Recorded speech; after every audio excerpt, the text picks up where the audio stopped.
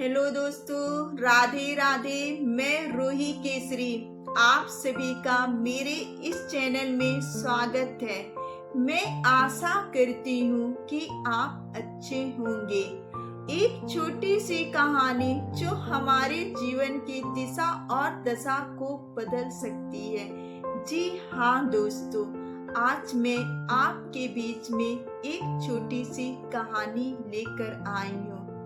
कर्म का फल तो हर किसी को मिलता है, वो चाहे अच्छा हो या बुरा हो, दोनों लौट के हमारे ही पास आते हैं। जी हाँ दोस्तों, आज मैं आपके बीच में ऐसी ही कुछ कहानी लेकर आई हूँ। एक सेठ थे जो अपने नौकरों को बहुत ही प्यार किया करते थे, उनको अपने बच्चों जैसा मानते थे। उनके एक बेटा और एक बेटी थी। बेटी की शादी हो चुकी थी। बेटा भी जॉब करता था, जो कि विदेश में रहता था। सेठ और सेठाइन दोनों अपने नौकरों को अपने बच्चों जैसे मानते थे। उनका ये मानना था, हम जो ये प्यार उनको दे रहे हैं, प्रभु की कृपा हम पे होगी। दान पुण्य, मंदिर जाना, धर्म कर्म का काम करना उन्हें बहुत ज्यादा पसंद था। मगर समय का चक्र ऐसा पल आया कि उनको बिजनेस में इतना ज्यादा घाटा लगा कि सब कुछ बेच कर भी वो कर्ज को नहीं चुका पाए और अपने पत्नी से कहने लगे, मेरा सब कुछ चला गया, मुझे इस बात का गम नहीं है। मुझे तो दुख इस बात का है कि जो हमने बाजार में हमें पैसे चुकाना, उसको कैसे हम चुकाएं। ये कर्जे के साथ हम नहीं रह सकते। मेरे पास कुछ भी नहीं बचा, उसका हमें कोई भी दुख नहीं है। उनकी पत्नी ने कहा, जी ये अभी हमारे पास ये बंगला है और आप इतनी चिंता क्यों करते हैं? और मेरा बेटा भी खुश है, बेटी भी खुश है।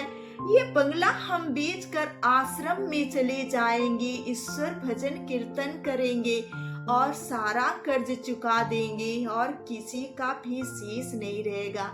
सेठ ने कहा, हाँ मैं तो भूल ही गया था कि मेरे पास ये बंगला भी अभी है।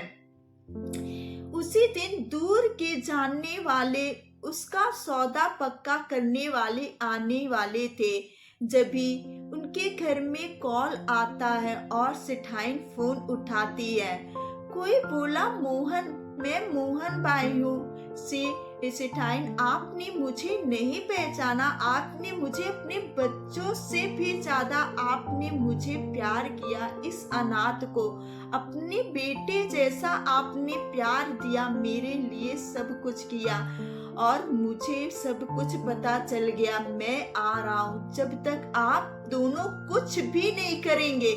और वो जब आता है तो सेठ के पैरों में गिर के फुट फुट कर रोने लगता है और बोलता कि आपने मुझे इतना पराया कर दिया है। आपने पूरी जिंदगी मुझ पे अपनी ममता लुटाई, अपना प्यार दिया और आज आपका बुरा टाइम आया तो आपने अपने इस बेटे को नहीं बताया। आपकी ही वजह से आज मैं विदेश में अरबों खरबों कमा रहा हूँ। क्या आप मेरे कुछ नहीं, इतना मुझे आपने पराया कर दिया। सेठ रोने लगते, बोलने लगते, नहीं बेटा, मैंने तुम्हें पराया नहीं किया। मैंने तो अपने बेटे को भी नहीं बताया। मुझे तो खुशी है कि इस जंजाल से अब मैं मुक्त हो जाऊंगा और जाके आश्रम में बस भजन कीर्तन करूंगा। उसने कहा, नहीं सेठ, आप कहीं नहीं जाएंगे। आप हम सबके प्रभु हैं। ये आप क्या जितने भी वर्कर काम करते हैं, इनका भला कौन करेगा? मैंने जो विदेश में बिजनेस शुरू किया था, दिल से मैंने आपको अपना हिस्सेदार माना था। मैं आपको अपना पिता और आपको माँ समझता हूँ। बचपन से आपने इस अनाथ को इतना प्यार किया और आज मुझे दुख इस बात का है कि आपने मुझे पराया कर दिया, मुझसे कुछ बताया नहीं। और सेठ ने कहा, नहीं बेटा, ऐसे तो मत बोलो। उसने पूरा कर्ज जितना था बाजार में सब चुका दिया कि आपने जो मेरे लिए किया आज मुझे भी तो करने दो, आपके लिए कुछ एक बेटे होने के नाते। उसने सब कुछ कर दिया और उसी तरह फिर सब कुछ खड़ा कर दिया। दोस्तों, कहने का तात्पर्य मेरा ये है, हम जैसा करेंगे वैसा ही हमें फल मिलेगा।